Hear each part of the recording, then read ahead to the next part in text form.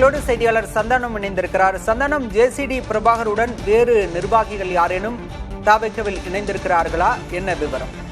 பாலா, தமிழக வெற்றி கழகத்துல தற்போது அதிமுகவுடைய முன்னாள் எம்எல்ஏ ஜேசிடி பிரபாகர் இணைந்திருக்கிறார்.